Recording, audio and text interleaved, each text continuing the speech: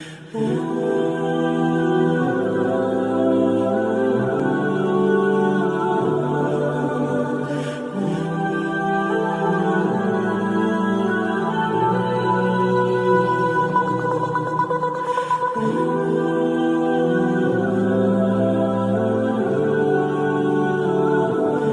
لله رب العالمين والصلاة والسلام على رسوله الأمين وعلى آله وأصحابه أجمعين ومن تبعهم بإحسان إلى يوم الدين أما بعد فقد قال الله تعالى في القرآن العظيم بعد أعوذ بالله من الشيطان الرجيم إنا أنزلناه في ليلة القدر. அல்ஹம்துலில்லாஹ். அன்பிற்கு குறித்தான சகோதர சகோதரிகளே, அல்லாஹ்வின் அருளால் தொடர்ச்சியாக நாம் ரமதானில் நமது பயணம் என்னும் இந்த தலைப்பின் கீழே 3 நாட்கள் தொடர் உரையை நாம் பார்த்து வந்தோம். அதன் தொடர்ச்சியில் இன்று 4வது நாளில் ஒரு சில செய்திகளோடு இந்த தொடர் இந்த தலைப்புக்கு அல்ஹம்துலில்லாஹ் ஒரு சில முடிவுரையை நாம் பார்க்க இருக்கிறோம். அன்பிற்குரித்தானவர்களே, அல்ஹம்துலில்லாஹ், ரமதானில் நாம் கையில் எடுக்க வேண்டிய சில அமல்களை பற்றி நாம் பார்த்து கொண்டு வந்து கொண்டிருக்கிறோம். முதலாவதாக நாம் எடுத்துக்கொண்ட விஷயம், தூங்கி எழும் பொழுதே முதல் அமலாக நம்மளுடைய துஆ திக்ர் அல்லாஹ்வுடைய நினைவுகூறுதல் இருக்க வேண்டும். அதே போன்று தூக்கத்தில் இடையில் விழிப்பு வந்தாலும் அல்லாஹ்வை நினைவு கூற வேண்டும் என்பதை பற்றி நாம் பார்த்தோம். அதே போன்று மிஸ்வாக் எனக்கூடியது ரசூல் ஸல்லல்லாஹு அலைஹி வஸல்லம் அவர்கள் அதிகமாக வலியுறுத்திய ஒரு சுன்னா. அதை நாம் நோன்பு காலத்திலும் கடைபிடிக்க வேண்டும், சஹரிலிருந்து அதை நாம் கடைபிடிக்க வேண்டும் என்று பார்த்தோம். 3வதாக 100 வசனங்களை நிச்சயம் நாம் கேட்க வேண்டும் என்ற ஒரு முயற்சி நம்மிடத்தில் இருக்க வேண்டும். அப்பொழுது நாம் கானித்தீன்களில் எழுதப்படுகிறோம். அது கேட்பது மட்டுமல்ல, ஓத வேண்டும் என்பதுதான் மிக முக்கியமான ஒரு செய்தி. 100 வசனங்கள் நாம் ஓதும் பொழுது அல்லாஹ்விடத்தில் நாம் காணித்தீன்களில் எழுதப்படுவோம். அப்படி ஓதுவதற்கான அரிய வாய்ப்பு இந்த ரமதானுடைய மாதம்.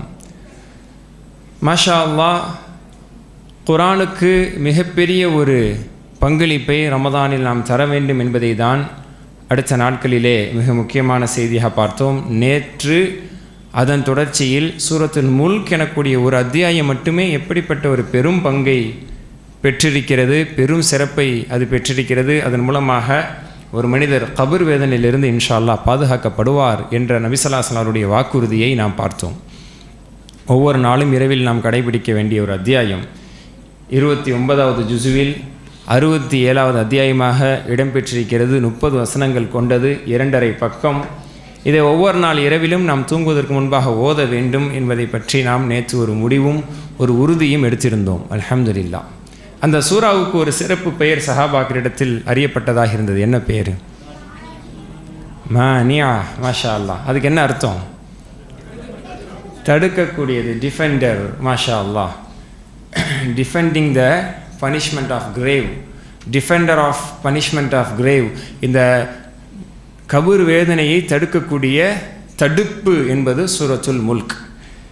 அதை தொடர்ந்து இதே போன்ற ஒரு அற்புதமான செய்தி மற்றொரு ஹதீஸ் கிதாபில் இருப்பதாக நான் நேற்று உங்களுக்கு குறிப்பிடுவதாக சொன்னேன். அதுதான் நம்ம இறுதியாக பார்த்தது.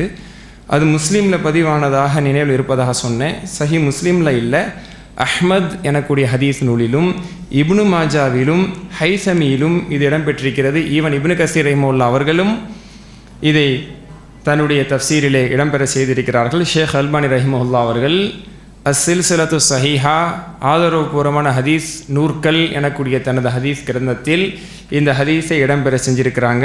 மாஷா அல்லாஹ், நாம் நிச்சயமாக தெரிந்து கொள்ள வேண்டிய ஒரு அழகான ஒரு ஹதீஸ். குர்ஆனை ஓதியவர்களுக்கு குர்ஆன் எப்படி அவர்களுக்கு கை கொடுக்கக்கூடியதாக இருக்கும் என்பதை நபி ஸல்லல்லாஹு அலைஹி வஸல்லம் அவர்கள் சொல்லியிருக்கிறார்கள்.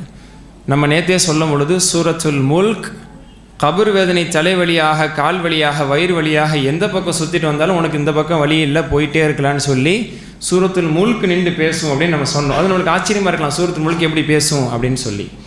அதே மாதிரி சூர பக்ராவும் ஆல் இம்ரானும் கன்னஹுமா கமாமத்தான், 2 மேகங்களை போன்று வரும்னு புகாரிலேயே வருது.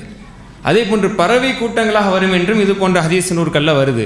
துஹாஜானி அன் சாஹிபிமா, அதை ஓதியவர்கள் சூரா பக்ரா ஆல் இம்ரானை கொண்டு செயல்படுத்தியவர்கள். சூரா பக்ரா ஆல் இம்ரானில் நிறைய சட்டத்திட்டங்கள் இருக்குது, வாழ்வியல் சம்மந்தப்பட்ட, ஒழுக்கம் சம்மந்தப்பட்ட நிறைய சட்டத்திட்டங்கள் இருக்குது. அதை செயல்படுத்தியவர்களுக்கும் அல்லாஹ்விடத்தில் மன்றாடும், பரிந்து பேச மட்டுமல்ல, இறைவனிடத்தில் மன்றாடி சண்டையிடும், தர்க்கம் புரியும் என்றெல்லாம் வந்திருக்கிறது. இன்னொரு ஹதீஸ், அதெல்லாம் நாம் அதிகமாக கேள்விப்பட்டது. எந்த ஹதீஸை கேள்விப்பட்டிருக்கிறீங்களான்னு பாருங்கள்.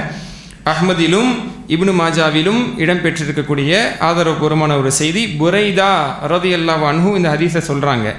இவங்க ரசூல்லா கூட இருந்தாங்க. அந்த சந்தர்ப்பத்தில் நபி அவர்கள் சொன்ன ஒரு செய்தியை தான் இவங்க சொல்கிறாங்க. قال كنت جالسا عند النبي صلى الله عليه وسلم, நபி ஸல்லல்லாஹு அலைஹி வஸல்லம் அவர்களிடத்திலே ஒரு சமயம் நான் அமர்ந்திருந்தேன், அவர்களோடு ஒரு அவையில் அமர்ந்திருந்தேன். அல்ஹம்துலில்லாஹ். ஃபஸமிஅத்துஹு யகூல், அவங்க சொன்னதை நான் நன்கு செவிதாழ்த்து கேட்டேன், அதை இப்பொழுது உங்களுக்கு நான் அறிவிக்கிறேன். நபி அவர்கள் ஒரு அவையிலே என்ன சொன்னார்கள் தெரியுமா? வ இன்னல் குர்ஆன யஅதி ஸாஹிபஹு யௌமல் கியாமா, இந்த குர்ஆன் அதனுடைய தோழனிடத்தில் நாளை மறுமையிலே வரும் என்று சொன்னார்கள். இந்த வார்த்தை பல இடங்களிலே திரும்ப திரும்ப பயன்படுத்தப்படும். தோழன், குர்ஆனை ஓதுங்கள், அதன் தோழனுக்கு மறுமையில் சிபார்சு செய்யும் சொன்னாங்க. அதே மாதிரி குர்ஆனுடைய தோழனுக்கு சொல்லப்படும், ஓதி முன்னேறி கொண்டே செல். எதன் பக்கம்? சொர்க்கத்தினுடைய அந்தஸ்தின் பக்கம் முன்னேறி கொண்டே செல். நீ ஓதி முடிக்கக்கூடிய வசனம் தான் உன்னுடைய சொர்க்கத்தினுடைய அந்தஸ்து, உனக்கான இருப்பிடம், உனக்கான படித்தரம் என்று சொல்லப்படும். இங்கே எல்லாத்துலேயும் பார்த்தீங்கன்னா ஒரு வார்த்தை, சாஹிபுல் குர்ஆன், குர்ஆன் உடையவன், குர்ஆன் தோழன். அப்படின்னா என்ன? அது ஹாஃபிதுல் குர்ஆன் அதில் அடங்குவார்கள் என்பது ஒரு பொருள். குர்ஆனை மனனம் செய்தவர்கள் அதில் அடங்குவார்கள், அல்லது அதிகம் குர்ஆனை ஓதியவர்கள், குர்ஆனும் கையுமாக இருந்தவர்கள். நண்பன்னா கூடவே எப்போவுமே இருப்பான் அப்படிங்கிற மாதிரி, குர்ஆனின் நண்பன், குர்ஆனின் தோழன், குர்ஆனோடு தோழமை கொண்டவர்கள். அதை ஓதணும், அதை புரியணும், அதை மனப்பாடம் செய்யணும், அதை வாழ்க்கையில் செயல்படுத்தணும், அது மக்களுக்கு எடுத்து சொல்லணும்னு குர்ஆனுமா இருக்கிறவங்க, குர்ஆனும் மூச்சுமாக இருப்பாங்க. அவங்களுடைய முழு மூச்சு குர்ஆனை ஒத்ததாக இருக்கும். இவர்கள் தான் இன்ஷா அல்லாஹ் சாஹிபுல் குர்ஆன். நம்ம எல்லாருமே சாஹிபுல் குர்ஆனாக ஆக முடியும். எல்லாருமே ஹாஃபிதுல் குர்ஆனாக ஆக முடியுமா? எல்லாருக்கும் முடியாது. சிறிய வயதில் இருக்கவங்களுக்கு எல்லாருக்கும் கூட முடியும்னு சொல்ல முடியாது. சிறிய வயதில் இருக்கக்கூடிய எல்லாருக்குமே கூட அந்த வாய்ப்பு கிடைச்சிட முடியாது. பெரிய வயதில் இருக்கக்கூடியவங்களுக்கு அந்த வாய்ப்பு கிடைக்கிறது என்பது பெரிய ஒரு அரிது, பெரிய போராட்டம், பெரிய முயற்சி. எல்லாரும் ஹாஃபிதுல் குர்ஆனாக ஆக முடியாது. அது சிலரால் மட்டும்தான் ஆக முடியும். 30 ஜுசுவை மனனம் செய்வது, 114 அத்தியாயங்களை மனனம் செய்வது, மாஷா அல்லாஹ், அது கொடுப்பினைக்குரிய பாக்கியவான்கள் ஹாஃபிதுகளாக ஆகிறார்கள். நமக்கு தராவி தொலை வைக்கிறார்கள். அல்ஹம்துலில்லாஹ். நம்ம சந்ததிகளை ஆக்க வேண்டும் என்ற ஆசையோடு உருவாக்கிட்டு இருக்கிறோம். பெரிய ஒரு பாக்கியம். ஆனால் எல்லாருனால ஹாஃபிதுல் குர்ஆன் ஆக முடியாது தான். எல்லாருனால சாஹிபுல் குர்ஆன் ஆக முடியும்னா முடியும், மனசு வச்சா முடியும். ஏன் முடியாது? நம்மளுடைய நேரங்கள், ஓய்வு நேரங்களில் குர்ஆனோடு ஏதாவது ஒரு ஈடுபாடு, ஓத வேண்டும், புரிய வேண்டும், படிக்க வேண்டும், விளங்க வேண்டும், சிந்திக்க வேண்டும், அதை பற்றியான அதனுடைய விளக்க உரைகளை அறிய வேண்டும், தஃப்சீரை தெரிஞ்சுக்கணும், அதில் இருக்கக்கூடிய சட்டத்திட்டங்களை தெரிஞ்சுக்கணும்னு குர்ஆனில் ஒரு ஈடுபாடாக இருக்கிறோம்ல. எதுலையாவது ஒன்று நம்ம ஈடுபாடாக கண்டிப்பாக இருக்க தான் செய்வோம். எதுலையாவது ஒன்றில் மனுஷனுக்கு ஈடுபாடு இருக்க தான் செய்யும். ஈடுபாடுனா தொழில் துறை மட்டுமல்ல, குடும்ப வாழ்க்கை மட்டுமல்ல, அதை தாண்டி ஏதாவது ஒரு விஷயத்தில் ஹாபி என்ற பேரில், விளையாட்டு என்ற பேரில், கேளிக்கை என்ற பேரில், பொழுதுபோக்கு என்ற பேரில் எதுலையாவது ஒரு விஷயத்தில் நம்மளுக்கு ஈடுபாடு இருக்க தான் செய்யும். அதை குர்ஆனில் நம்ம ஆக்கிக்கிட்டோம் அப்படின்னு சொன்னால் இன்ஷா அல்லாஹ் நம்ம சாஹிபுல் குர்ஆன். இந்த சாஹிபுல் குர்ஆனுக்கு நபி ஸல்லல்லாஹு அலைஹி வஸல்லம் சொல்கிறாங்க, வ இன்னல் குர்ஆன யஅதி சாஹிபஹு, அந்த குர்ஆன் தன்னுடைய தோழனிடத்தில் வரும். யௌமுல் கியாமா, மறுமை நாளையிலே. எப்படி வரும்? ஹீன யன்ஷக்கு அன்ஹு கபருஹு, கபரில் இருந்து அவன் வெளியேறும் பொழுது. கபரில் சூரா முல்க் என்ன செய்யுங்கிறத பற்றி பார்த்தோம். இது அடுத்த சாப்டர். கபரில் இருந்து அந்த மனிதன் வெளியேறும் பொழுது, சூர் ஊதப்பட்டு கபரில் இருந்து வெளியேறும் பொழுது அந்த மனிதனிடத்தில் குர்ஆன் எப்படி வரும் தெரியுமா? ரஜுலி ஷாஹிப். ரஜுலு ஷாஹிப் என்று சொன்னால் தலையெல்லாம் என்ன சொல்வது, ஒரு புழுதி படைந்து மஞ்சள் நிறத்தில். யாருடைய முகம் மஞ்சள் நிறமாக பொதுவாக இருக்கும் சொல்லுங்க? ஆரோக்கியமாக இருக்கிறவங்களா? இல்லை, நோயாளிகளுடைய முகத்தில் தான் அந்த எல்லோயிஷ் இருக்கும், மஞ்சள் நிறம் கொண்டவர்களாக. இது கேட்கும்போது நம்மளுக்கு ஒரு மாதிரியான சிந்தனையாக இருக்கும். ஆனால் உள்வாங்குங்க, மஞ்சள் நிறம் கொண்ட, மஞ்சளித்த ஒரு களைப்படைந்த ஒரு மனிதரை போன்று, ஒரு சோர்வடைந்த, நீண்ட பயணம் மேற்கொண்டு வந்த அல்லது உடல்நிலை பாதிக்கப்பட்டதை போன்று ஒரு சோர்வடைந்த மனிதரை போன்று குர்ஆன் வரும். யாரா இது அப்படின்னு நினைப்போம். இந்த நம்மளுடைய நிலைமை என்ன ஆக போகுதுன்னு தெரியல, யார் இந்த முடியாத ஆளு என்று நினைப்போம்.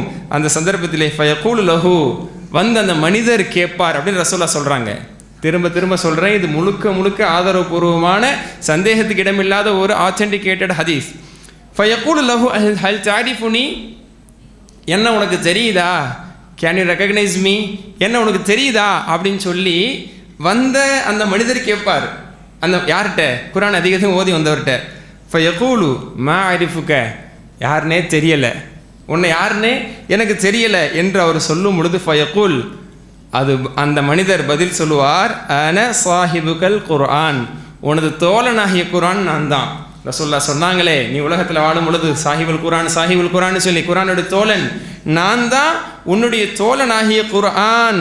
அல்லதி அஸ்மஅதுக பில் ஹவாஜிர் வ அஸ்ஹர்து லைலக், உன்னை தாகத்தில் வைத்திருந்தேனே, உனது நாவை நான் வறட்சியில் வைத்திருந்தேனே. குர்ஆன் அதிகமாக ஈடுபாடோடு ஓதுறவங்க ஓதிட்டே இருக்கும்போது வறட்சி ஏற்பட்டுரும். அதிகமாக ஓதிட்டே இருந்தோம்னா கண்டிப்பாக விட்னஸ் ஏற்படும், அதாவது ட்ரைனஸ் ஏற்பட தான் செய்யும். உன்னுடைய நாவை வறட்சியில் வைத்திருந்தேனே, அதே போன்று உன்னை இரவில் கண்விழிக்க செய்திருந்தேனே. குர்ஆன் ஓதுவதில் ஈடுபாடு வந்துவிட்டால் பகல் நேரத்தில் நேரம் கிடைக்காட்டியாலும் கூட வேலை தொழில் மற்ற விஷயங்கள் நாம் ஈடுபாடாக இருந்தால் இரவு நேரத்திலேயாவது ஓத வேண்டும் என்று அதற்கு நேரம் நிச்சயமாக சாஹிபுல் குர்ஆன் கொடுப்பாங்க. இன்னும் சொல்லப்போனால் தஹஜ்ஜுத் தொழுகையிலே குர்ஆனை நீண்ட நேரம் ஓதி தொழக்கூடியவர்களுக்கு இது இன்னும் நன்கு பொருந்தும். தஹஜ்ஜுத் தொழுகையில் குர்ஆனை ஓதி மனப்பாடம் செஞ்ச சூறாவை தெரிஞ்ச சூறாவை நின்று ரொம்ப நேரம் ஓதி தொழக்கூடியவங்களுக்கு இது இன்னும் பொருந்தும். உன்னை இரவில் தூங்க விடாமல் வச்சிருந்தேனே, உன் நாவை எப்பொழுதும் வறட்சியில் வைச்சிருந்தேனே, அந்த குர்ஆன் நான் தான் என்று சொல்லி இன்னக்குள்ள தஜன்மி வராஇ திஜாரதி, இன்னைக்கு மறு உலகம் அது, கியாமத்துடைய உலகம் அது. இன்னைக்கு எல்லா வியாபாரியும் அவங்க வியாபாரத்துக்கு பின்னாடி இருப்பாங்க. இன்றைக்கி எல்லா வியாபாரியும் அவங்க வியாபாரத்துக்கு பின்னாடி இன்றைக்கி இருப்பாங்க என்று ஒன்று சொல்லி இன்னக்கல் யௌமமி வராய் குல்லி திஜாரத்தின், நீ எல்லா வியாபாரியை விடவும் நீ முந்திருப்பாய். அவங்கவுங்க என்ன அறுவடை செஞ்சாங்களோ அதை தான் அவர்கள் வினை அறுக்க போகிறார்கள் என்பது அதனுடைய பொருள். அவங்கவுங்க விதைத்ததற்கான விலையை இங்கே காண இருக்கிறார்கள். நீ எல்லா வியாபாரியையும் நீ முந்தியவனாக நீ இருக்க போகிறாய். ஃபயுத்தல் முல்க பியமீனிஹி, அவருடைய வலது கையில் அரசாட்சி கொடுக்கப்படும். ஒரு ராஜபோகமான வாழ்க்கையை வாழப் போகிறார் என்ற அந்த ஒரு அரசாட்சி அவரது வலது கையில் கொடுக்கப்படும். வல் ஹுல்த பிஷிமாலிஹி, நீ நிரந்தரமாக இனி சொர்க்கத்தில் இருக்க போகிறார் என்ற அந்த நிரந்தரம் அது அவருடைய இடது கையில் கொடுக்கப்படும். வயூதஉ அலா ரஸிஹி தாஜுல் வகார், அவருடைய தலையிலே கிரீடம் அணிவிக்கப்படும். கம்பீரம் எனக்கூடிய ஒரு கண்ணியம் எனக்கூடிய ஒரு கிரீடம் அவருக்கு அணிவிக்கப்படும். வயுக்ஸா வாலிதாஹு, அத்தாமாவை கூப்பிடுங்க, உங்க அத்தாமாவை கூப்பிடுங்க என்று அழைக்கப்பட்டு வாலிதாஹு என்ற ஹதீஸில் இடம்பெறுகிறது. தந்தை மட்டும் அல்ல, சாய் தந்தை இருவரும் அந்த இடத்திலே அழைக்கப்படுவார்கள். வயுக்ஸா வாலிதா ஹல்ல செயின், அவர்கள் இருவருக்கும் ஒரு 2 ஆடை அணிவிக்கப்படும். அந்த ஆடை எப்படியாப்பட்டது? லா யுகவ்வமு லஹும் அஹ்லு துன்யா, இந்த முழு உலகத்தை சார்ந்தவர்கள் அனைவரும் ஒன்று சேர்ந்தாலும் அதற்கு ஈடாக முடியாது. இந்த முழு உலகத்தை சார்ந்தவர்கள் அனைவருமே காசு பொருளாதாரத்தை கொண்டு வந்து திரட்டி கோடியாக திரட்டி ஆடை வாங்கினாலும் அல்லாஹ் அன்றைக்கு மறுமையிலே இந்த பெற்றோர்களுக்கு அணிவிக்கக்கூடிய அந்த ஆடைக்கு சரிசமமாக அது ஆக முடியாது. அப்படியாப்பட்ட ஒரு ஆடை, கண்ணியமான ஒரு ஆடை அந்த தாய் தந்தையருக்கு அணிவிக்கப்படும். ஃபயகூலான், அவங்க 2 பேரும் கேட்பாங்களாம், பிம குசினா ஹாதா, எங்களுக்கு ஏன் இந்த கௌரவம், எங்களுக்கு ஏன் இப்படியாப்பட்ட அந்த ஆடை என்று அவர்கள் கேட்பாங்க. ஏன்னா அவங்களுக்கு ஆச்சரியமாக இருக்கும், இப்படி ஒரு ஆடை அணிவிக்கப்படுறதுக்கு ஒன்றும் பெருசாக நம்ம உலகத்தில் செய்யலையே, சீதேவி பிள்ளையை பற்றியே நீ. அல்லாஹ் அவங்களுக்கு சொல்லுவான், ஃபயுகால் லஹுமா, அவங்க 2 பேருக்கும் சொல்லப்படும், பி அஹ்தி வலதிக்குமல் குர்ஆன, உன் புள்ள குர்ஆனை பற்றி பிடித்ததினால், அஹ்து என்று சொன்னால் எடுத்து பிடித்தல், உன் பிள்ளை குர்ஆனை பற்றி பிடித்ததின் காரணத்தினால் இந்த கண்ணியம். பற்றி பிடித்தல் என்று சொன்னால் ஓதுவது, மரணம் செய்வது, புரிவது, செயல்படுத்துவது என்று குர்ஆனோடு இருந்த அந்த ஈடுபாடு, உன் பிள்ளை குர்ஆனுமாக இருந்து குர்ஆனை பற்றி பிடித்ததனுடைய விளைவு உங்களுக்கும் இங்கே கண்ணியம் என்ற அடிப்படையிலே அப்படியாப்பட்ட ஒரு ஆடை அணிவிக்கப்படுகிறது. இந்த சீதேவி பிள்ளையினுடைய தாய் தந்தை பார்த்துக்கிறங்க, உலக மக்கள் எல்லாம் பார்க்கும்படியாக இன்னைக்கு ஒரு ஸ்டேஜில் ஒரு சர்டிஃபிகேட் வாங்கும்போது பேரண்ட்ஸை கூப்பிட்டு கௌரவிக்கப்படும் போது எவ்வளோ பெருமை, என் மக என்று எவ்வளோ பெரிய ஒரு ஆனந்தம், எவ்வளோ பெரிய ஒரு சந்தோஷம். நாளை மறுமை நாளையிலே உலக மக்களுக்கு மத்தியிலே ஆடை இல்லாமல் எழுப்பப்படக்கூடிய அந்த உலகத்தில், அந்த மஹ்ஷர் மைதானத்திலே இப்படியாப்பட்ட ஒரு நிலை அவர்களுக்கு கிடைக்கும் என்று சொன்னால் எவ்வளோ பெரிய ஒரு அந்தஸ்தாக இருக்கும். அதை நபி ஸல்லல்லாஹு அலைஹி வஸல்லம் அவர்கள் சொல்லி அதுக்கப்புறம் சும்ம யுகால், பிறகு அவருக்கு சொல்லப்படும். நேற்று நம்ம சொன்ன ஹதீஸு இங்கும் இடம்பெறுகிறது. சும்ம யுகால், பிறகு சொல்லப்படுமா, அவரை கூப்பிட்டு கிரீடம் அணிவிக்கப்பட்ட அந்த சாஹிபுல் குர்ஆனை கூப்பிட்டு இக்ரா, இப்போ ஓது, வஸ்அஜ், நேற்று சொன்ன ஹதீஸில் இக்ரா வர்தகி, இர்தகா, எர்தகி என்றால் மேலே ஏறி செல்லுதல், சைத எஸ்ஸத் என்றாலும் மேலே ஏறுதல், படியில் ஏறுவதை போன்று. சைதல் மிம்பர் என்று ஹதீஸில் வரும். நபி ஸல்லல்லாஹு அலைஹி வஸல்லம் மிம்பர் மீது ஏறினார்கள். அந்த காரியுல் குரான், அந்த சாஹிபுல் குரானுக்கு சொல்லப்படுமா, இக்ரா வஸ்அத், நீ ஓதி சொர்க்கத்தின் படித்திரத்தினுடைய படிக்கட்டுகளில் நீ முன்னேறி செல், மேலேறி செல். ஃபி தரஜில் ஜன்னா, சொர்க்கத்தினுடைய அந்தஸ்தில் நீ மேலோங்கி கொண்டே முன்னேறிக்கொண்டே செல்வ. குரஃபிஹா, சொர்க்கத்தினுடைய அந்த அறைகள், அதையெல்லாம் தாண்டி தாண்டி, ஏன்னா தாழ்ந்த சொர்க்கம் என்பது கீழே, நடுத்தர சொர்க்கம் என்பது மத்தியிலே, உன்னதமான மேல்நிலை சொர்க்கம் ஜன்னத்துல் ஃபிர்தௌஸ் என்பது அயலா என்று நபி அவர்கள் சொன்னார்கள். மேலே இருக்கும், உயர்ந்த அந்தஸ்தில் அது இருக்கும். அப்போ அதுக்கு மேலே போகிறதுக்கு நம்மளுக்கு ஃபியூவல் வேணும். அவ்வளோ தூரம் வண்டியை கொண்டுட்டு போகிறதுக்கு ஃபியூவல் வேணும். எது ஃபியூவல்? உலகத்தில் ஓதி வச்ச குரான். உலகத்தில் ஓதி வைத்த அந்த குரான் திலாவத்துகள், ஒவ்வொரு நாளும் நம்ம ஓதியது, அதை நல்லா நம்ம நிரப்பணுங்கிறதுக்காக குறைஞ்சபட்சம் இந்த ரமதானை பயன்படுத்தணும்னு நம்ம சொல்கிறோம். இப்படி நம்ம ஓதி ஓதி ஓதி பல சத்தங்கள் பல தடவைகள் ஓதி வச்சோமே, அல்லாஹ் இதை வச்சு ஓது முன்னேறு, ஓது முன்னேறு என்று சொல்ல, சொர்க்கத்தினுடைய ஒரு ரூமையாக தாண்டி தாண்டி தாண்டி அந்தஸ்தை எல்லாம் தாண்டி தாண்டி அவர் சென்று கொண்டே இருப்பார். ஃபஹுவஃபி சுஊதின் மாதாம யக்ரவு ஹாதா கான. ரசூலுல்லாஹ் சொல்கிறாங்க, ஹதீஸ் முடிய போது, அவர் ஓதிக்கிட்டே போய்கிட்டே இருப்பார். அவர் எந்த அளவுக்கு உலகத்தில் ஓதி வச்சாரோ, வண்டி போய்கிட்டே இருக்கும், கப்பு கப்புன்னு அடைக்காது. எங்கே நம்ம 1/2 லிட்டர் 1/4 லிட்டர் போட்டு வச்சோம்னா ஏரியாவை தாண்டும் போது என்ன செய்யுது, கப்பு கப்புன்னு அடைக்குது. நம்ம ஓதி நிறைய வச்சுருந்தோம், ஃபுல் பண்ணி வச்சுருந்தோம், ராஜா மாதிரி போயிட்டுருக்கலாம், ஊர் வரைக்கும் போயிட்டுருக்கலாம் அப்படின்னு நம்ம சொல்கிற மாதிரி ரசூலுல்லாஹ் சொல்கிறாங்க, ஃபஹுவஃபி சுஊதின், அவர் ஏறிக்கிட்டே போகிறார். அவர் ஏறிக்கிட்டே போவார். மாதாம ஏக்கரவு, அவர் ஓதிக்கிட்டே இருக்கிற வரைக்கும் ஏறிக்கிட்டே போவார். எவ்வளோ ஓதுனாரு அப்படின்னு சொன்னால், அவர் உலகத்தில் ஓதி வச்சது அங்கே சேகரம், அங்கே போய் ப்ரிப்பேர் ஆகிறது இல்லை. துன்யாவில் ஓதி வச்சது தான் அவருடைய சேமிப்பு. இங்கே உலகத்தில் ஓதி வைத்த அந்த சேகரத்தை பயன்படுத்தி அவர் போய்கிட்டே இருப்பார். மாதாம யக்ரவு ஹாதா ஹத்தன் கான அவ் தர்தீலன், அவர் உலகத்தில் எப்படி ஓதுனாரோ அப்படி ஓதிட்டு போவாராம். உலகத்தில் எந்த முறைப்படி தஜ்வீத் முறைப்படி ஓதினாரோ, எப்படி நிறுத்தி நிதானமாக ஓதினாரோ, அதை அல்லாஹ் தஆலா பொருந்தி கொண்டானே, அதனுடைய ஒரு சன்மானம், அதற்கான ஒரு அங்கீகாரம் மறுமையிலும் அதே மாதிரி தர்த்தீபோட தஜ்வீதோட முறைப்படி ஓதிக்கொண்டே செல் என்று சொல்லப்படும். மாஷா அல்லாஹ், இப்படி தான் அவர் சொர்க்கத்தினுடைய அந்தஸ்தை அவருடைய உன்னத அந்தஸ்தாக பெற்றுக்கொள்வார். ரவாஹு அஹ்மத், முஸ்னத் அஹ்மதில், இப்னு மாஜாவில் இந்த ஹதீஸ் இடம்பெற்றிருக்கிறது. வஸஹஹுல் ஹைஸமி, இமாம் ஹைஸம் ரஹிமஹுல்லாஹ் அவர்கள் இந்த ஹதீஸை சரியான ஹதீஸாக அடையாளப்படுத்துகிறார். இப்னு கஸீர் ஃபி தஃப்ஸீரிஹி, இப்னு கஸீர் ரஹ்மத்துல்லாஹி அலைஹி அவர்களும் அவர்களுடைய தஃப்ஸீர் நூலில் இதை இடம்பெற செய்கிறார். சுயூத்தி, இமாம் சுயூத்தி ரஹ்மத்துல்லாஹி அலைஹி அவர்கள் இந்த ஹதீஸை இடம்பெற செய்கிறார்கள். வல் அல்பானி, இமாம் அல்பானி ரஹிமஹுல்லாஹ் அவர்களும் ஃபீ சில்சிலத்தி ஸஹீஹா, தனது ஹதீஸ் ஆதாரபூர்வமான ஹதீஸ்கள் எனக்கூடிய அந்த கோர்வையில் இந்த ஹதீஸை இடம்பெற செய்கிறார்கள். ஆக இதனுடைய விளக்கத்தை அதான் சொல்கிறாங்க. ஏன் அல்லாஹ் தஆலா இப்படிப்பட்ட ஒரு சோர்வடைந்த மனிதராக கொடுக்குறான்? அது வேற ஒரு மாதிரியான ஒரு நல்ல ஒரு வாலிபருடைய தோற்றத்தில், ஒரு கம்பீரமான ஒரு தோற்றத்தில் அந்த மனிதராக வந்திருக்கலாமே குரான் அப்படின்னு சொன்னால், உலகத்தில் குரானை ஓதுனவர் அப்படி சோர்ந்து போய் இருந்திருப்பாராம். அது அறிஞர்கள் சொல்கிறாங்க, இந்த உலகத்தில் குரானுமா இருந்தவங்க அப்படி சோர்ந்து போய் இருந்திருக்கலாம், நான் வறட்சியோடு இருந்திருக்கலாம், தூங்காமல் கண் விழித்து இருந்திருக்கலாம், கண் செவந்து இருந்திருக்கலாம், உடல்நிலை குறைவாக இருந்திருக்கலாம். எத்தனையோ பேர் இன்றைக்கி ஹாஃபீஸ் ஆனவங்க, நிறைய தியாகத்தோடு ஹாஃபீஸ் ஆனவங்களாம் இருக்கிறாங்க.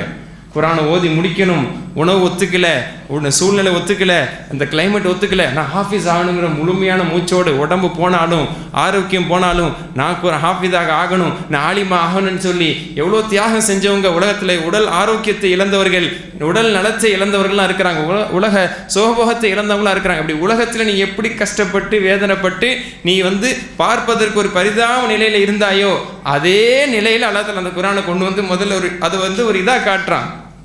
பார்க்கும் போதே என்னமோ இது அப்படின்னு நினைக்க வச்சு, அதுக்கப்புறம் அதனுடைய கண்ணிய தளத்தில் கொஞ்சம் கொஞ்சமாக கொடுத்து கிரீடம் அணிவிக்கப்பட்டு, பெற்றோர்கள் அழைக்கப்பட்டு, அவர்கள் கௌரவிக்கப்பட்டு, அவருக்கு உயர்ந்த சொர்க்கம் கிடைக்கிறது என்று சொன்னால் அது எவ்வளோ பெரிய ஒரு கொடுப்பினையானதாக இருக்கும். இதெல்லாம் நடக்க இருக்கக்கூடிய சம்பவங்கள். இதை ஆர்வத்தோடு நம்ம கேட்டுட்டு நாளைக்கு மறுமையில் அப்படியே வாயை பொழுதுட்டு பார்க்கக்கூடிய நிலையில் நம்ம இருக்கக்கூடாது. என்ன பாக்கியம் அப்படின்னு சொல்லி நம்ம அந்த நிலைக்கு வரணும். அதெல்லாம் நடக்க தான் போகுது. யாருக்கோ நடக்கிறத நம்ம அது ஒரு பெரிய ஒரு வியப்போட, என்ன பாக்கியம், என்ன ஒரு பாக்கியத்துக்குரிய தாய் தந்தை, என்ன பாக்கியத்துக்குரிய ஒரு புள்ள அப்படின்னு 3வது மனுஷனாக இருந்து இயங்கக்கூடியவர்களாக இருந்தோம் என்று சொன்னால் என்ன நன்மை இருக்க போகுது, அதில் என்ன பலன் இருக்க போகுது? அந்த இடத்தில் நாம் இருக்க வேண்டும். அந்த ஆடை அணிவிக்கப்படக்கூடிய பெற்றோர்களாக நாம் இருக்க வேண்டும். அந்த கிரீடம் அணிவிக்கக்கூடிய அந்த பாக்கியவாளியாக நாம் இருக்க வேண்டும். ஒன்றும் பெரிய கஷ்டம் அல்ல. அதான் நான் முன்னாடியே சொன்னேன், இது ஹாஃபிதுல் குரானுக்கு நபி ஸல்லல்லாஹு அலைஹி வஸல்லம் சொல்லியிருந்தாங்கன்னா எவ்வளோ பெரிய கஷ்டமாக போயிருக்கும். எவ்வளோ பெரிய ஒரு சிரமம் இருக்கும். 100ல் ஒருத்தருக்கு தான் அது சாத்தியம். ஆனால் 100ல் 99 பேருக்கு இது இன்ஷா அல்லாஹ் 100ல் 100 பேருக்கு சாத்தியமான ஒரு அமல் தான் குர்ஆனோட ஈடுபாடு. குர்ஆனுடைய தோழன் அப்படின்னு நான் அல்லாஹ்ட்ட அங்கீகரிக்கப்படும். என்னால் என்ற அளவுக்கு நான் செஞ்சால் போதும். நான் தர்த்தீபா நுனி நாக்கில் ஓதுதுங்கிறது இல்லை. ஆயிஷா ரதியல்லாஹு அன்ஹா சொல்லக்கூடிய ஒரு ஹதீஸ், வல்லதி யக்ரஉல் குர்ஆன், அதாவது அல் மாஹிர் பில் குர்ஆன் வ சஃபரத்தில் கிராமில் பரரா, குர்ஆனை திறமையாக ஓதுபவர்கள், எக்ஸ்பர்ட்ஸ் இன் குர்ஆன், குர்ஆனை திறம்பட ஓதுறவங்க. அப்படி தலைகீழ ஓத சொன்னால் ஓதுவாங்க, ஒரு ஆயத்தை விட்டு விட்டு ஓத சொன்னால் ஓதுவாங்க, எப்படி ஓத சொன்னாலும் ஓதும், ஒரு ஆயத்தை எடுத்து கொடுத்து இதை கண்டினியூ பண்ணி 2 வார்த்தை சொன்னால் ஓதுவாங்க. இப்படிலாம் ஹாஃபிஸ்கள் இருக்கிறாங்க. இவங்களாம் மாஹிர் பில் குர்ஆன், திறமைசாலிகள். இன்றைக்கி தொழிலையும் மற்ற விஷயத்தில் எப்படி நம்ம திறமைகளாக இருக்கிறோம், விளையாட்டில், கிரிக்கெட்டில், வாலிபாலில், அதே மாதிரி நம்ம ஸ்டடீஸில் திறமையாக இருக்கிற மாதிரி குர்ஆனில் எக்ஸ்பர்ட்ஸ் இருக்காங்கல்ல. எந்த ஆயத்தை எடுத்து கொடுத்தாலும் ஓதுவாங்க, தூக்கத்தில் எழுப்பிட்டாலும் ஓதுவாங்க. இவங்களுக்கு ஒரு அங்கீகாரம் இருக்குது. எங்கே இருப்பாங்க தெரியுமா? இன்ஷா அல்லாஹ் நாளை மறுமையில் சஃபரத்தில் கிராமில் பரரா, நம்ம சந்ததிகளை நாம் அப்படி உருவாக்க நல்லா கபூல் செய்வானாக. உயர்ந்த மாணவர்கள் இருப்பாங்களே, சாமானியமான மாணவர்கள் இல்லை, அல்லாஹ்வுடைய அர்ஷை சுமக்கக்கூடிய, அல்லாஹ்வுடைய சன்னிதானத்திலே இருக்கக்கூடிய உயர்ந்த மாணவர்களுக்கு அல்லாஹ்ல என்ன ஒரு நெருக்கத்தை அல்லாஹ்வுக்கு நெருக்கம் கொடுத்துருப்பானோ அவ்வளோ நெருக்கம் பெறக்கூடிய சொர்க்கத்தில் இருப்பாங்க. யாரு? அல் மாஹிர் பில் குர்ஆன், குர்ஆனை திறம்பட ஓதுபவர்கள், திறமையாக ஓதுபவர்கள். அந்த குர்ஆனை கரைத்து கொடுத்து குர்ஆனை அவர்கள் அவ்வளோ உள்வாங்கியவர்களுக்கு அவ்வளோ பேர் அந்தஸ்து இருக்குது. சில விரிவுரையாளர்கள் சொல்லுவாங்க சஃபரத்துல் பரரா அப்படின்னு சொன்னால் உயர்ந்த நபிமார்கள். ஏன்னா உயர்ந்த அந்தஸ்தில் இருக்கக்கூடியவங்க முதல் இடத்துல நபிமார்கள் தான் சொர்க்கத்தின் உயர்ந்த அந்தஸ்தில். அவங்களுடைய அந்தஸ்துக்கு யார் இன்ஷா அல்லாஹ் போக முடியும் அப்படின்னா குர்ஆனை திறம்பட ஓதியவர்கள் போக முடியும். அது ஒரு பெரிய விஷயம். மாஷா அல்லாஹ். இது எல்லாருக்கும் முடியுமா? முடியாது. யதார்த்தம் தான். எல்லாரும் மாஹிருல் குர்ஆனாக ஆக முடியாது, எல்லாரும் ஹாஃபிதுல் குர்ஆன் ஆக முடியாது. பெரும் முயற்சி செஞ்சு ஆக முடியும். அது ப்ராக்டிக்கலாக எல்லாரும் அப்படி முயற்சி செஞ்சு நம்ம ஆகிறதுக்கான வாய்ப்பு கம்மி. அடுத்து சொல்கிறாங்க பாருங்க, வல்லதி யக்ரஉ வ யததஅதஹு, யார் அந்த குர்ஆனை திக்கி திணறி சிரமப்பட்டு முட்டி மோதி ஓதுறாங்களோ வஹுவ ஷாக்குன் அலைஹி, அது அவருக்கு ரொம்ப கஷ்டமாக இருக்கும், ஃபலஹு அஜ்ரான், அவருக்கு 2 கூலி உண்டு, 2 மடங்கு கூலி உண்டு, 2 folds ஆஃப் ரிவார்ட்ஸ் அவங்களுக்கு உண்டு. ஏன்? கஷ்டப்பட்டதுக்கு ஒரு கூலி, கஷ்டப்பட்டு ஓதுனதுக்கு ஒரு கூலி. ஆக சிரமப்பட்டவர்கள் கைவிடப்படவில்லை. ஒரு மதரசால ஒரு காம்படிஷனில் போய் திக்கி திணறி ஓதுனா ஒரு உஸ்தாத் அவர் எடுத்துக்க மாட்டார். உனக்கு அடுத்து வாய்ப்பு தர்றேன்பா அப்படின்னு சொல்லிட்டு நல்லா ஓதுறத கூப்பிட்டு போவாங்க. அப்போ தான் அந்த உஸ்தாதுக்கு மரியாதை. அல்லது அந்த ஸ்கூல் வேற ஒரு ஸ்கூல் காம்படிஷனுக்கு போகும்போது ஒரு திக்கி திணறி ஓதுற பிள்ளையை கூட்டிகிட்டு போமான்னா ஸ்கூலுக்கு அது அவப்பேர். திணற பிள்ளையை கொண்டு வந்து ஓத வச்சா இப்படி தான் இந்த ஸ்கூலு பேரண்ட்ஸு, ஸ்கூலுக்கே அது கெட்ட பேராயிரும். அப்போ ஒரு ஸ்கூலோ ஒரு மதரசாவோ ஒரு ஆசிரியரோ திக்கி திணற ஓதக்கூடியவங்களை அரவணிக்க மாட்டாங்க, அவங்க அங்கீகாரம் கொடுக்க மாட்டாங்க. கற்றுக்கிட்டு வா ஓதுன்னு சொல்லுவாங்க. இதுதான் உலகத்தின் நிலை. ஆனால் அல்லாஹ்விடத்தில் சிரமப்பட்டு ஓதுபவர்கள், திக்கி ஓதுபவர்கள் புறக்கணிக்கப்படுவார்களா? உனக்கு ஒரு கால்வாசி நன்மை, ஏதோ உனக்கு நன்மைலாம் சேராது, ஏதோ பார்த்து கொடுக்குறேன் என்று சொல்லப்படுதாண்டா? இல்லை, 2 மடங்கு நன்மைன்னு சொல்லி அல்லாஹ்வால் அவர்கள் அரவணைக்கப்படுகிறார். ஏன்? அந்த கஷ்டத்தை எடுத்ததுக்காக, அந்த சிரமத்தை எடுத்து ஓத வேண்டும் என்று முயற்சி செய்ததற்காக மாஷா அல்லாஹ் அப்படியாப்பட்ட ஒரு அங்கீகாரம் அவர்களுக்கு வழங்கப்படுகிறது. இதை நாம் தெரிந்து கொள்ள வேண்டும். அன்பிற்குரித்தானவர்களே, இந்த குர்ஆன் என்பது ஒரு மனிதர் எந்த அளவுக்கு முயற்சி செய்கிறாரோ அந்த அளவுக்கு சிறப்பை அவருக்கு பெற்றுக் கொடுத்துரும். மாஹிரா இருக்கிறாங்களா அவங்களுக்கு ஒரு அந்தஸ்து, ஹாஃபிதா இருக்காங்களா அவங்களுக்கு ஒரு அந்தஸ்து, திக்கி திணறி ஓதுறாங்களா ஒன்றுக்கு 2 மடங்கு நன்மை பெற்று இன்ஷா அல்லாஹ் அவங்க சாஹிபுல் குர்ஆன் ஆகணுங்கிற முழு மூச்சோட வெறித்தனமாக அவங்க குர்ஆனை ஓதினால் இன்ஷா அல்லாஹ் திக்கி திக்கி ஓதுறவங்களும் அல்லாஹ் நாடி அவர்களும் சாஹிபுல் குர்ஆனாக இன்ஷா அல்லாஹ் அங்கீகரிக்கப்படுவாங்க. அவங்க திக்கி திக்கி ஓதிக்கிட்டே கூட என்ன செய்வாங்க? சொர்க்கத்தினுடைய அந்தஸ்துகளில் அவர்கள் மேலோங்கி செல்வார்கள். ஏன்னா அழகாக ஓதுபவர்களும் மேலோங்கி செல்வார்கள், நிறுத்தி நிதானமாக ஓதுபவர்களும் மேலோங்கி செல்வார்கள் என்பதை நாம் இந்த ஹதீஸில் பார்க்க முடிகிறது. ஆக மாஷா அல்லாஹ் இந்த ஒரு செய்தி வாழ்நாளிலும் நாம் நமது மனசில் பதிய வைத்து, இது ரமதானுக்கானதல்ல, ரமதானில் இதில் நாம் கையில் எடுத்து நமது ஹயாத்து முடிகிற வரைக்கும் குர்ஆனுக்குன்னு ஒரு நேரம் இருக்கணும். ரமதானில் அதிகமான நேரம் கொடுக்கணும். நம்ம சொன்ன ஷாஃபி ரஹிமஹுல்லாஹ், நம்ம சொன்ன புகாரி ரஹ்மத்துல்லாஹி அலைஹி, சயீத் பின் ஜுபைர் ரலியல்லாஹு அன்ஹு போன்ற பெரிய பெரிய சஹாபாக்கள், பெரிய பெரிய தாபீன்கள், பெரிய பெரிய ஃபுகஹாக்கள், இமாம்கள்லாம் ரமதானில் பெரும் நேரத்தை கொடுத்தாங்க. 60 குர்ஆன் ஓதுறதுக்கு, 40 ஓதுறதுக்கு, 30 குர்ஆன் ஓதுறதுக்கு. நம்மால் ஏதோ முடிஞ்ச அளவுக்கு ரமதானில் சற்று அதிகமாக கொடுப்போம். 1 மணி நேரமோ 1.5 மணி நேரமோ 2 மணி நேரமோ முயற்சி செஞ்சால் நிச்சயமாக கொடுக்க முடியும். ஒரு 7-8 மணி நேரம் 10 மணி நேரம் கொடுக்காம அவங்களால முடிச்சிருக்க முடியாது. அவங்க மாஷா அல்லாஹ் ஹாஃபிஸுங்கிறனால என்ன செஞ்சுருப்பாங்க? இமாம் ஷாஃபி ரஹ்மத்துல்லாஹி 8 வயசில் ஹாஃபிஸ் ஆனாங்க. 8 வயசில் ஹாஃபிஸ் ஆனாங்க. 60 தடவை குர்ஆனை முடிக்கிறாங்கன்னா ஒரு நாளைக்கு 2 தடவை முடிச்சிருப்பாங்க. குர்ஆனு கையுமா உட்கார்ந்துருப்பாங்கலாம் நம்ம சொல்ல முடியாது. அவங்க பாட்டு போகிற வேலைக்கு வர்ற வேலைக்கு நடக்கிற வேலையில் வேலை செய்கிற நேரத்தில் வீட்டு வேலை செய்யும் போது அவங்களுக்கு என்ன தொழில் செஞ்சாங்களோ அதை பாட்டு குரானை ஓதிட்டு செஞ்சுருந்துருக்க போகிறாங்க. அல்லாஹ் அவங்களுக்கு அப்படி பரக்கத்தை கொடுத்தான். வேலைக்கு வேலையும் ஆனது, குரானும் ஒரு பக்கம் ஓடியது என்ற ரீதியில் மாஷா அல்லாஹ் அப்படின்னு தான் இன்றைக்கு இருக்கக்கூடிய ஹாஃபிஸ்மார்களை பலரை நம்மளும் பார்த்துருக்குறோம். குரானை ஓதிக்கிட்டே என்ன செய்வாங்க, வேலையும் செய்வாங்க. மாஷா அல்லாஹ். இது ஒரு கஷ்டமான ஒன்றல்ல. அப்போ அதுக்கென்று அவங்க நேரம் கொடுத்துருக்குறாங்க, முயற்சி செஞ்சுருக்காங்க. இதை நம்மளும் செஞ்சோம் அப்படின்னு சொன்னால் ரமதானில் குரானுக்கென்று ஒரு பெரும் நேரத்தை நாம் கொடுக்க முடியும். அது ரமதானோடு முடித்து விடாமல் ரமதானுக்கு பிறகு நேரத்தை குறைச்சிக்கலாம். ஆனால் மூடி வச்சிடக்கூடாது. அடுத்த ரமதான் வரட்டும் அப்படின்னு சொல்லி மூடி வச்சிடக்கூடாது. அடுத்த ரமதான் வருமா மலக்குல் மௌத் வருவாருன்னு யாருக்கும் தெரியாது. அதனால் எத்தனையோ போன வருஷம் நம்மளோடு இருந்தவர்கள் எல்லாரும் இந்த வருஷம் இருக்கவில்லை. இந்த வருடம் நம்மளோடு இருக்கக்கூடிய அனைவரும் அடுத்த வருடம் இருக்க போவதில்லை. அதுக்கு எந்த விதமான உத்தரவாதமும் இல்லை. அதனால் ரமதான் என்பது அமலில் அதிகத்தை ஏற்படுத்தி தரும். ரமதான் அல்லாத காலம் அமலை இல்லாமல் ஆக்காது. அதில் ஒரு சில குறைவுகள் ஏற்படலாம், பின்னடைவு ஏற்படலாம். அப்படிங்கிறத நம்ம மறந்துடக்கூடாது. ஆக குரான் என்பது மிக முக்கியமான ஒன்று. இறுதியாக ரமதானில் நான் மிக முக்கியமாக கடைபிடிக்கக்கூடிய வேண்டிய விஷயம் என்பது இரவு தொழுகை. அதை பற்றி பேசவே தேவையில்லை. அல்ஹம்துலில்லாஹ், இரவு தொழுகை எல்லா பள்ளிகளிலும் ஏற்பாடு செய்யப்பட்டிருக்கிறது. நமது பள்ளிகள் போன்ற பள்ளியில் மாஷா அல்லாஹ் நல்ல ஒரு முறையில் குரான் ஓதக்கூடிய ஹாஃபிஸ்களை கொண்டு ஏற்பாடு செய்யப்பட்டிருக்கு. ரமதானோட இறுதி 10 நாட்கள் இன்னும் நீண்ட நேரங்கள் தொழக்கூடிய அளவுக்கு ஏற்பாடு செய்யப்பட்டிருக்கு. அல்ஹம்துலில்லாஹ், அதை நம்ம கடைபிடிக்கிறோம். ஆனால் இந்த இடத்துல ரசூலுல்லாஹ் காலத்தில் எப்படி இருந்தது அப்படிங்கிறத ஒரு ஒப்பீடு செஞ்சு நம்ம பார்த்துக்கிறதுக்கு சொல்கிறதாக இருந்தால், அபூபக்கர் ரலியல்லாஹு மகன் சொல்கிறாங்க. அபூபக்கர் ரலியல்லாஹு மகன் பேர் என்ன? அப்துல்லா பின் அபீபக்கர். அப்துல்லா பின் அபீபக்கர் ரலியல்லாஹு சொல்கிறாங்க, பைஹக்கியில் அந்த ஹதீஸ் இடம்பெற்றிருக்குது. சொல்கிறாங்க, யார் சொல்லுவாங்களாம்? அப்துல்லா பின் அபூபக்கர் சொல்கிறாங்க, அத்தா சொல்லுவாங்க அப்படிங்கிறாங்க. அத்தான்னு யாரை சொல்ல வர்றாங்க? அபூபக்கர் ரலியல்லாஹு சொல்ல வர்றாங்க. என்னுடைய அத்தா சொல்லுவாங்க, சமியத்து அபி யகூல், என் அத்தா சொல்கிறத நான் கேட்டிருக்கேன். ஏன்னா ரசூலுல்லாஹ் காலத்தில் இந்த அப்துல்லாலாம் சின்ன பிள்ளை, நம்ம பிள்ளைங்களை மாதிரி சின்ன பிள்ளை இருந்தவங்க. அதனால என் அத்தா சொல்லுவாங்க, நான் கேட்டிருக்கிறேன். குன்னா நன்சரிஃபு ஃபி ரமதான் மினல் கியாம், ரமதானில் இரவு தொழுகை தொழுது விட்டு நாங்கள் திரும்புவோம். இப்போ எத்தனை மணிக்கு தொழுதுட்டு நம்ம எல்லாரும் திரும்பினவங்க 9:59. ஏன்னா 10 ஆயிடக்கூடாது, 9:59க்குள்ளே முடிச்சிடணும், பங்க்சுவல். இந்த மாதிரி நம்மளுடைய சூழ்நிலைக்கு ஏற்ற மாதிரி இப்படி ஆயிடுச்சு. ஆனால் ஒரு கம்பேரிசனுக்காக அபூபக்கர் ரலியல்லாஹு சொல்லுவாங்களாம், நாங்கள் இரவு தொழுகையை முடிச்சுட்டு நாங்கள் திரும்புவோம். ஃபி ரமதான் மினல் கியாம் ஃபயஸ்தாஜிதுல் ஹதமு பித்தா மஹாஃபதல் ஃபஜர், ஃபஜர் வக்து வந்துருமோன்னு பயந்துக்கிட்டு வேகமாக பணியாட்கள்லாம் எடுத்து சாப்பாடு வைப்பாங்க. ஏன்னா அப்போ அடிமைகள் அதிகமாக இருந்தாங்க. அடிமைகளும் வேலையாட்களும் விறுவிறுன்னு போயிட்டு விருப்பு எடுக்கிறது, சாப்பாடு எடுக்கிறது, வைக்கிறதுன்னு சொல்லி வேகமாக சாப்பாடு வைப்பாங்க. நேரம் பத்தாது, ஃபஜர் வக்து வந்துடும் அப்படின்னு சொல்லி. அப்போது கிட்டத்தட்ட ஆரம்பித்த தொழுகை என்பது அது சஹர் வரைக்கும் போகும். சஹர் வரைக்கும் தொழுகை என்பது கிட்டத்தட்ட இருந்தது. இது தெளிவான ஒரு செய்தியாக ரசூலுல்லாஹ் காலத்தினுடைய தொழுகை இப்படி தான் இருந்தது. அது எத்தனை ரக்காயத்து என்பதற்குள்ளே போனோம்னா 1000 செய்திகள். அது இப்போ நம்மளுக்கு தேவையில்லை. பலவிதமான கருத்து வேறுபாடுகள், பெரும்பாலும் நீண்ட ரக்காயத்துகள் தொழுது அவர்கள் தொழுதுருக்கிறாங்க. பலவிதமான அறிவிப்புகள் வருது. ஆனால் அந்த நேரம் தான் முக்கியம். நம்ம ரக்காயத்தில் தான் சண்டை போடுவோமே தவிர தெளிவான ஒரு விஷயம், நீண்ட நேரம் கால் வீங்க தொழுதார்கள், சஹர் வரைக்கும் தொழுதார்கள்னு பல அறிவிப்பு இருக்குது. அது நம்மளுக்கு முக்கியமாக நம்ம அதுக்கு முக்கியத்துவம் கொடுக்க மாட்டோம். அதுதான் இங்கே விஷயமே. ஆக இந்த விஷயத்தில் பார்க்கும் பொழுது இதை இது இந்த அளவுக்கு சஹர் வரைக்கும் தொழுதுருக்கான்னு பார்க்க முடியுது. இன்னொரு செய்தி, அப்துர் ரஹ்மான் பின் ஹர்மீஸ் ரஹிமஹுல்லா, இவங்க ஒரு தாபி.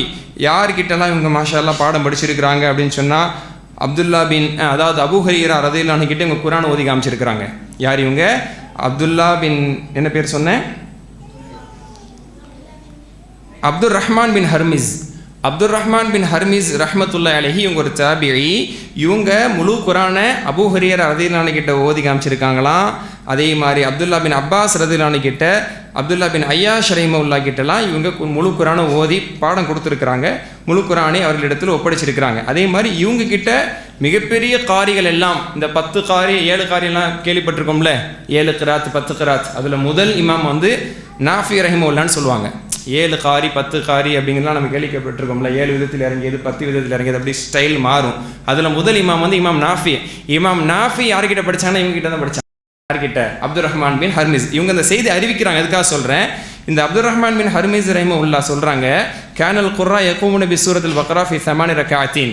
சூரத்துல் பக்ராவை சஹாபாக்கள் காலத்தில், ஏன்னா இவங்க சஹாபாக்களுடைய அடுத்த ஜென்ரேஷன், சூரா பக்ரா 8 ரக்காத்தில் ஓதப்படும். சூரா பக்ரா 8 ரக்காயத்தில் சூரத்துல் பக்ரா மட்டும் ஓதப்படும். சூரா பக்ரா என்பது 2.5 ஜுசு, கிட்டத்தட்ட 2.5 ஜுசு. இது ஒரு நடுத்தரமான ரீதியில் ஓதி தெளிவாக்கக்கூடிய நிலை என்பதாக சொல்கிறாங்க. ஃபைதா காம பிஹில் குர்ரா ஃபி 12 ரக்காத்தன். பொதுவாக அந்த 2.5 ஜுசுவை 8 ரக்காயத்தில் ஓதுறது நடைமுறை.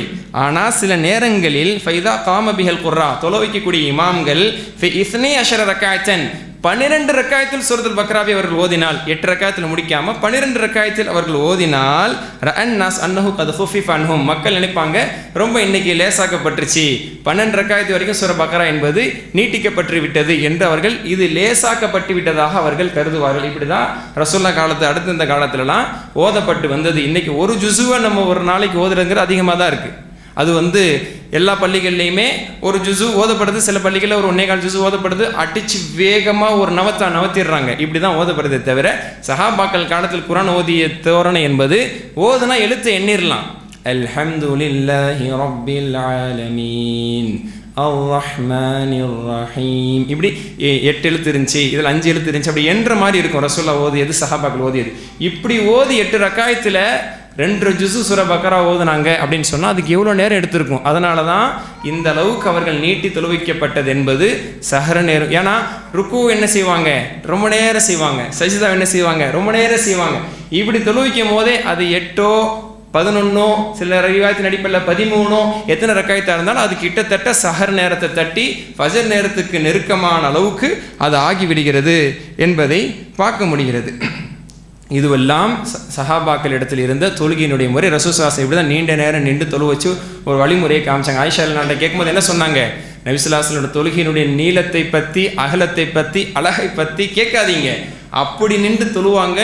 எவ்வளோ நேரம் நின்றாங்களோ அதே மாதிரி ருக்கு செய்வாங்க, அதே மாதிரி சஜிதா செய்வாங்க, அவ்வளோ நீட்டி தொழு வைப்பார்கள் என்று தான் சொல்லப்பட்டிருக்கு. இன்றைக்கி நம்மளுடைய பலகீனத்தை எல்லாம் சூழ்நிலையில் கருத்தில் கொண்டு தான் ஏதோ சுருக்கமாக 1 மணி நேரம் 1.25 மணி நேரத்தில் நம்ம முடிச்சிடறோம். அது ஒரு சலாம்கான நேரம், ஒரு சலாம்கான நேரத்தை ஒட்டுமொத்த தராவிக்கான நேரமாகவே நம்ம என்ன செய்கிறோம், சூழ்நிலை கருத்தில் கொண்டு முடிச்சிடறோம். ஆனால் உண்மையான சுன்னா ரசூல், அதாவது சுன்னா என்று பேசுகிறோமே, உண்மையான சுன்னா என்று சொன்னால் இரவு முழுக்க நின்று வணங்குவது. எந்த அளவுக்கு இரவில் அதிகமான நேரத்தை அதுக்காக செலவு பண்ண முடியுமோ அந்த அளவுக்கு வணங்குவது அது உண்மையான ஒரு சுன்னா. அந்த அளவுக்கு நம்மை தயார்படுத்திக் கொள்ள வேண்டும் என்பது நம்ம எடுக்க வேண்டிய ஒரு முயற்சி இன்ஷா அல்லாஹ். ஸோ இரவு தொழுகை என்பது அது ஒரு சிரத்தோடு ஒரு சிரமத்தோடு நீண்ட நேரம் நின்று தொழு வைக்க வேண்டிய ஒரு தொழுகை. அப்படி தான் ரசூலுல்லாஹ் காலத்தில் சஹாபாக்கள் காலத்தில் இருந்ததை நம்ம பார்க்க முடிகிறது. அதில் அதிகமான நேரம் குர்ஆன் ஓதப்பட்டிருக்கிறது. ஸோ நம்ம இருக்கக்கூடிய இந்த ஜமாத்துடைய தொழுகை அது முழுமையாக கடைபிடிக்கணும். அதுலேயே 4 ரக்காயத்து 2 ரக்காயத்து 6 ரக்காயத்து என்ற ரீதியில் நம்ம தவறு விடுறது என்பது இது மிகப்பெரிய ஒரு பின்னடைவு, பலகீனம். இதையாவது நம்ம இன்ஷா அல்லாஹ் யார் ஒரு இமாமோடு அவர் சலாம் கொடுத்து விட்டு அவர் முடிக்கும் வரை நின்று தொழுவாரோ இரவெல்லாம் தொழுத நன்மை கிடைக்கும்னு சொல்லி நபி ஸல்லல்லாஹு அலைஹி வஸல்லம் சொன்னாங்க. இந்த ஒரு ஹதீஸ் இன்ஷா நம்மளுக்கு போதுமானது. ஆக அது எவ்வளோ நேரம் தொழுவிக்கிறாங்களோ அதை முழுக்க நம்ம தொழுவோம். அதில் ஒரு சிறிய பின்னடைவு கூட நம்ம ரமதானுடைய இறுதி நாள் வரைக்கும் இன்ஷா அல்லாஹ் நம்மிடத்தில் ஏற்படக்கூடாது. குர்ஆனுக்கு அதிகமாக நேரம் கொடுப்போம். தராவி தொழுகையிலே எந்த ஒரு ரக்காயத்திலும் நாம் பின்வாங்கி விடாமல், பின்னடைவை ஏற்படுத்தி விடாமல் முழுமையாக நம்மளுடைய பங்களிப்பை கால் வலிக்க நாம் அல்லாஹ்வுக்காக வேண்டி நிறைவேற்றுவதற்கும் அல்லாஹ் நம்மளுக்கு அருள் புரிவானாக. அல்ஹம்துலில்லாஹ். இதுதான் ஒரு சில விஷயங்கள் அல்லாஹ் நாடி நம்மளுக்கு கிடைத்த நேரத்தில் எடுத்துக்கொண்ட சில அமல்கள். திக்ரை பற்றி பார்த்தோம், அதே போன்று காணித்தினுடைய அந்தஸ்தை பற்றி நாம் பார்த்தோம், அதே போன்று குர்ஆனை ஓதுவதனுடைய சிறப்பை பார்த்தோம், சாஹிபுல் குர்ஆனுடைய அந்தஸ்தை பார்த்தோம். இரவு தொழுகையில் நாம் அதிகமான ஈடுபாடு கொடுக்க வேண்டும் என்பதை பற்றி அல்ஹம்துலில்லாஹ் பார்த்துருக்கிறோம். இதை நம்ம கடைபிடிப்பதற்கு அல்லாஹ் நம்மளுக்கு அருள் புரிவானா. ஆகிர் தஅவானா அல்ஹம்துலில்லாஹி ரப்பில் ஆலமீன். சுப்ஹானக்கல்லாஹு வபிஹம்திக் அஷ்ஹது அன் லா இலாஹா இல்லா அன்த அஸ்தக்ஃபிருக வ அத்தூபு இலைக். அஸ்ஸலாமு அலைக்கும் வரஹ்மத்துல்லாஹி வபரகாத்துஹு.